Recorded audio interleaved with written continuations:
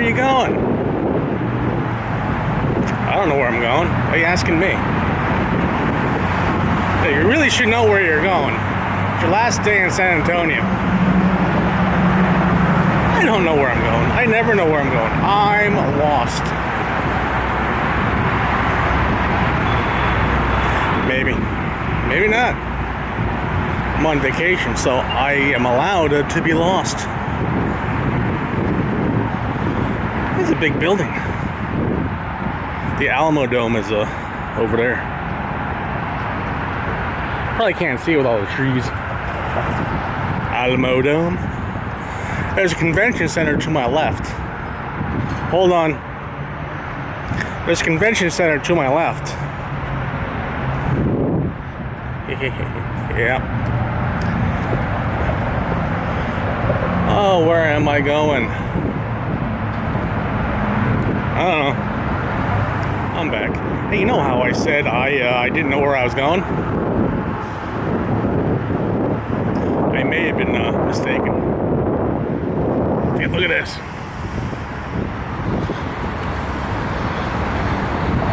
Yeah. That's where I'm going. If I can get in.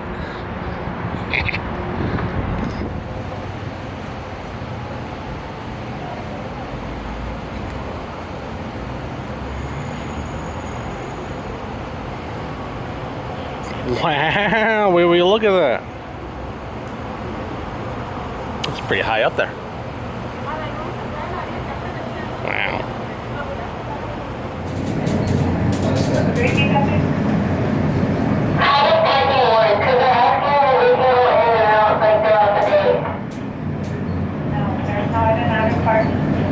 There's a day fee at midnight, just going in and out.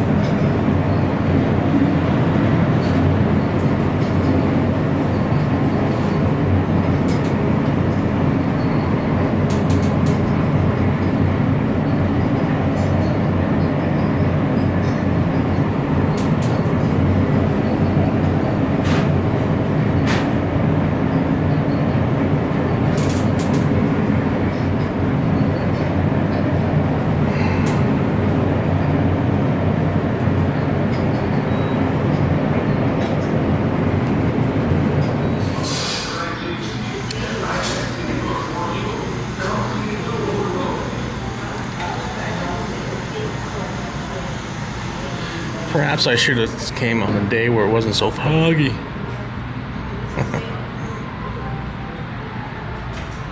Look at that.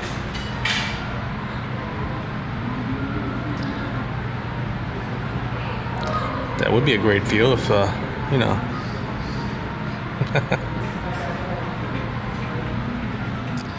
The Alamo Dome. Zoom in, zoom in, zoom in. Zoom in, zoom in.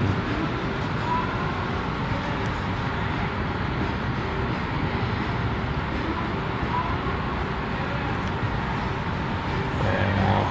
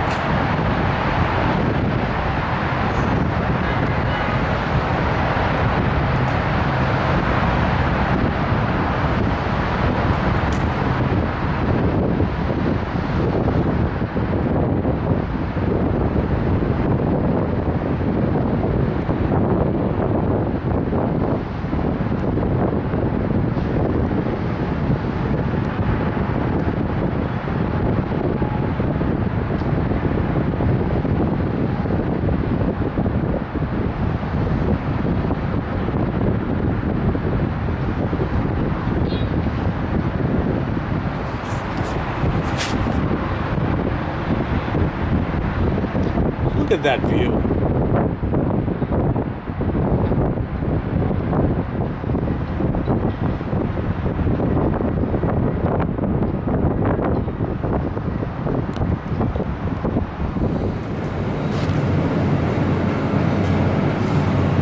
Whether you enjoyed an extraordinary meal at Chart House, a cocktail at Bar 601, or a great view from the observation deck, we hope your experience at Tower of the Americas was unforgettable. When we reach the ground, your tower experience isn't over. Check out our Skies Over Texas 4D theater experience and take a high-flying adventure over the Lone Star State. You'll take in the sights of Texas high school football's Friday Night Lights and get up close and personal with a bucking bull at the rodeo, all without leaving your seat. Grab a snack, drink, or something sweet at the Tower Cafe, and bring home a San Antonio or Tower of the Americas souvenir from our expansive gift shop with a wide variety of memorabilia and collectibles. Tower of the Americas and Chart House Restaurant are operated by Landry's Incorporated. Be sure to try Landry's other dining destinations in the Alamo City, including Landry's Seafood and Rainforest Cafe on the Riverwalk, Morton's Steakhouse at River Center Mall, and 5 Metro Saltgrass Steakhouse locations. Thanks for visiting. We hope to see you again soon. It'll be your exit to my right.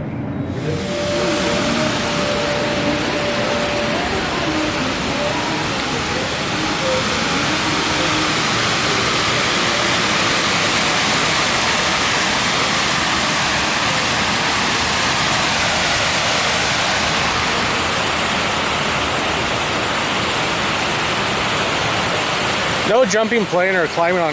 Oh, sure. Yeah, I wanted to jump. Hello. Jump up on the. No, can't do it.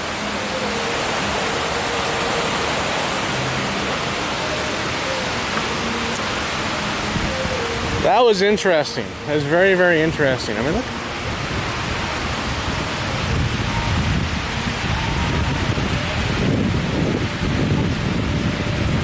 Pretty big eye up there. Yeah.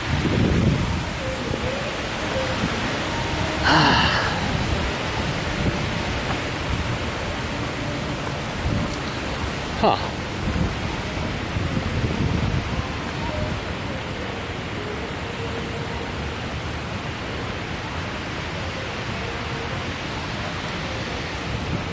Oh yeah. I got a half hour to get to the Alamo. Here's why. They're doing a musket shoot at 2. It's 1:30 right now. I should make it. I'm hoping. Crossing fingers. Yeah.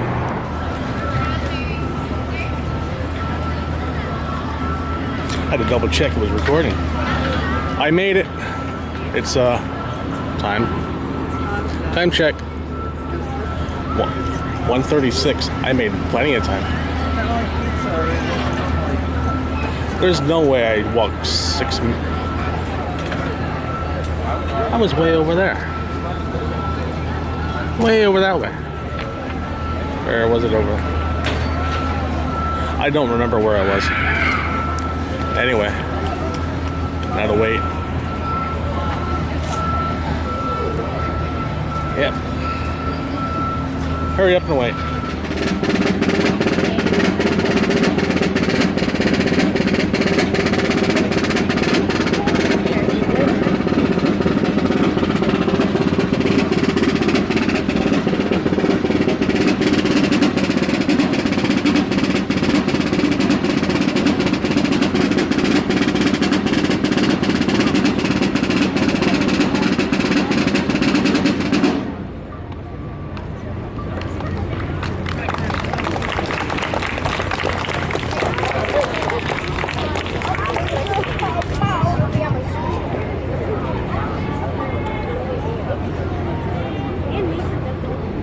Okay, ladies and gentlemen, we're going to begin our 2 o'clock weapons demonstration. To start things off, we're going to have Mrs. Smith pop off around.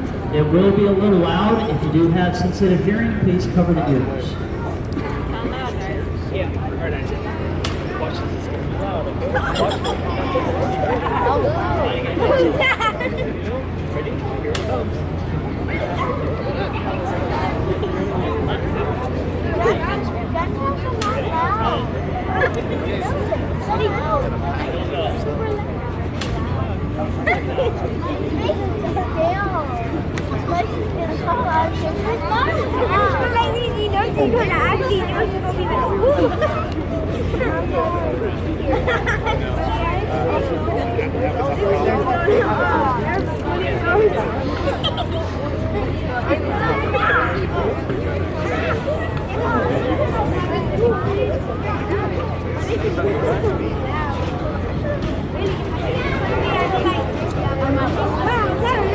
Oh my gosh. Fire the hole.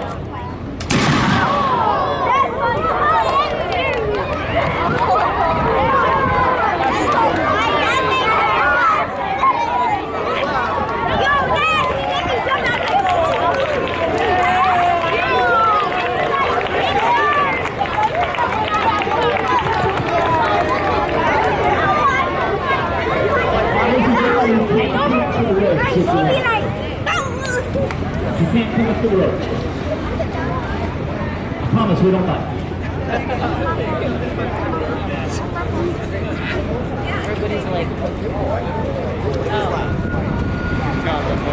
Okay, so ladies and gentlemen, we are the Whitney Houston staff here at the Alamo, and we're going to go over the firearms that you will see used in this season now. You have several types of weapons that were used here. You had rifles, you had muskets, you had shotguns, and of course artillery. I'm going to start with a rifle weapon, which is what Miss Smith has. Okay, this is a hunting firearm. So a lot of men on the frontier would have this type of weapon. It's commonly known as a long rifle. This would be the type of firearm that Colonel Crockett, the Tennesseans would have had, and a lot of men living out here in Mexican Texas at that time, because it is a hunting weapon. Now this is a rifle firearm. So what does that mean? So for rifling, what that is a series of cut grooves, usually 7, that spiral down the inside of the bore of a rifled weapon, hence the name. What that allows is when you shoot the ball, and it's all let off this time, it will grab that rifling and impart a spin on the ball as it exits the barrel. And a spinning ball is going to go straight and give us a greater range. Okay? Now the long rifle, the hunting weapon, these typically have a range between 300 and 400 yards. Okay, they're very accurate. If you can see it, you should be able to hit it. And Colonel Crockett was quoted as saying, if I can see it, I can hit it. He was an excellent shot. And a lot of men on the frontier were excellent shots, by the way. So, now to load these things, a person on the frontier would need a shooting pouch containing all the tools you need to keep the weapon clean. But also attached to the bag, you would have a powder horn containing the gunpowder. Now, to load this, because all weapons are muzzle loaded, powder and ball have to be driven down the barrel, you would actually measure out the gunpowder into a powder measure. Pour that down the barrel. Then you get a cut piece of cloth or a patch, which is usually greased with some kind of animal fat, usually bear grease. They place the patch on top of the muzzle or the barrel. You place the ball on top of that, pull the rammer out, and start driving it down the barrel. And with this, because of the rifle length and the bore, it was really hard pushing the ball down the barrel. In fact, you have to pound it in there. But the ball and powder have to sit at the breech. Okay? Once that's done, we put the rammer back in place, then we open the priming pan, pour gunpowder into the priming pan, shut it, and we're ready to go. Okay? That whole process can take a minute to load one round with a rifled weapon. That's the downside. But the upside is its accuracy and range. Okay? But like I said, a lot of men that were here fighting in the Texas Revolution, fighting in this battle, would have had a hunting rifle. So she's got it loaded, and for the demonstration, for safety reasons, we're loading with paper cartridge. They don't want us walking around with gunpowder in the horn. So she's got it loaded. She's going to pop off another round. After that, she's going to load it again and do another round after that. Again, folks, it will be a little loud, so if you have sensitive hearing, please cover the ears.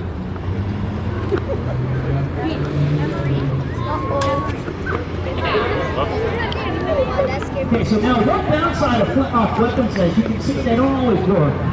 They actually average 1 in 7 shots of the weapon not going off. So I'm going to try it again and see if it goes this time.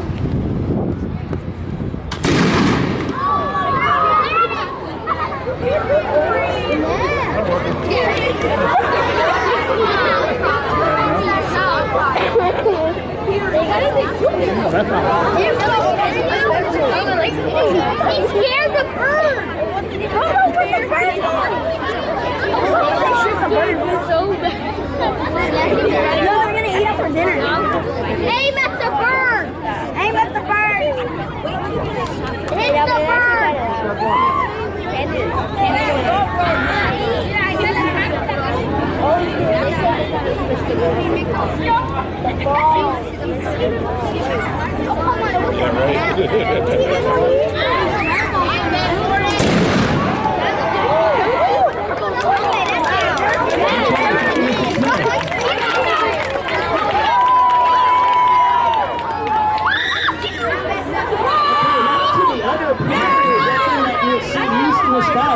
And that is the smoothbore musket.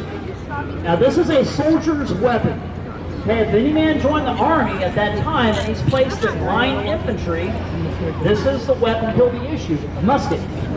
Now these are not rifled, so they're smoothbore. Okay, so the barrels of these weapons is a pipe. Now when you shoot a ball out of a smoothbore firearm, the ball is actually going to bounce down the barrel. And whatever end it strikes on the muzzle as it exits, the ball will go the other direction. Now it will travel straight in that direction to about 75 yards. Typically after that, the ball will begin to turn, much like a knuckleball does in baseball. Up, down, left, right. We don't know where it's going to go. And because of the inaccuracy of these weapons is why we need the men standing elbow to elbow in a line, and we all fire together at once in mass volleys. Doing that, we're going to hit more of the enemy on the battlefield. But they're doing it to us. Same thing. Because we're lined up as well. So the battlefield at this time period is about speed of loading. And that is why we use the musket over the rifle. Now, as I mentioned, the rifled weapon can take a minute to load. With a trained soldier with his musket, he must load this under 20 seconds. So we're going to get 3 to 4 shots a minute compared to 1 shot a minute with a rifle. Now, as I said, the battlefield is about speed of loading. The army that throws the most lead, you're going to take the field and push the enemy off. That was more important than accuracy. Now, the morning of this battle, March 6, 1836, we know that every man within these walls would have had several muskets and or rifles loaded next to them. They're just grabbing and firing as quick as they could. Okay? But we have to know how to load it. And so we need to know the military drill of loading the military weapon. So that's what we're going to cover. So we're going to start the soldier at what's called order arms. I'm going to tell him to shoulder arms. Now this would be the most common way of carrying the firearm on the march. And if you're infantry, the weapon goes on the left shoulder. And we're going to tell him to load in 12 times. Load. Open, pen. Handle, cartridge. Now the cartridge is a paper tube. It has ball and powder all rolled up in it. It's all there. Now these are crimped over. The only way we can open it is to tear a cartridge. So he bites off the end of it, spits it out, and prime. So he pours gunpowder into the pan. We got to prime it first. Shut pan. Pass about.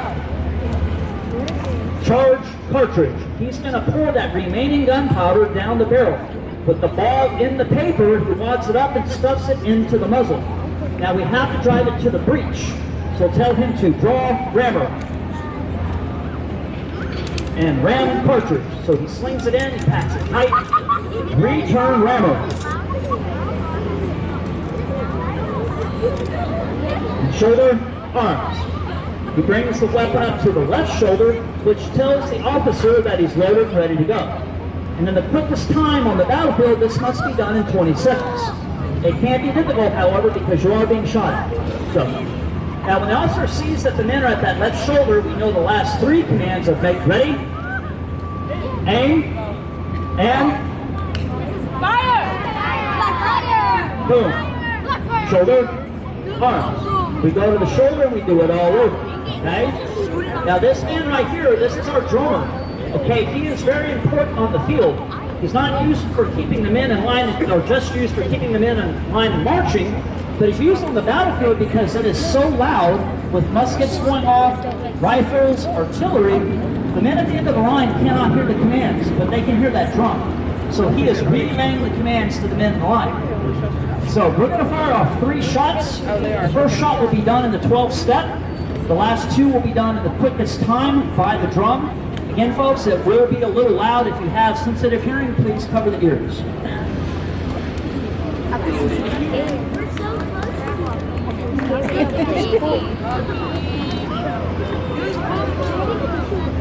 What? It's gonna be extra loud! Everybody's gonna die!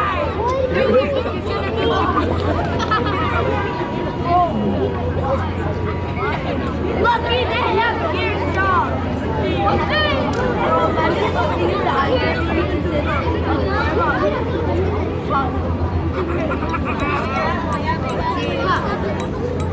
Hey, you see who gets my jacket? Do the boom boom song.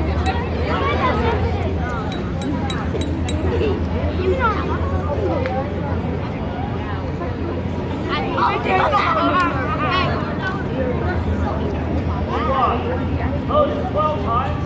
Close. Open. Hand. Handle cartridge. Do the boom boom. Hair cartridge. Do the boom boom. Try.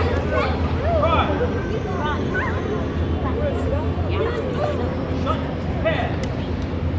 Pass. Mouth. Charge cartridge. Draw hammer.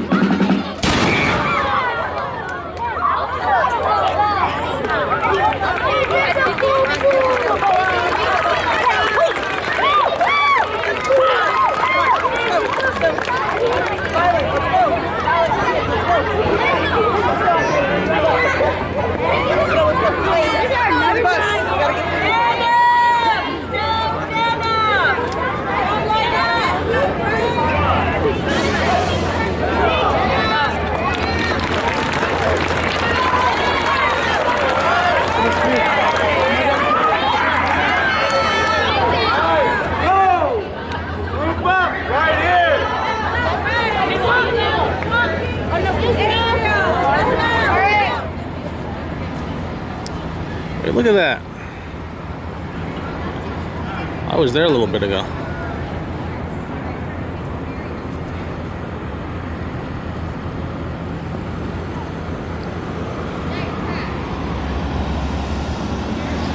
No, I'm going here. The Emily Morgan. Awesome place.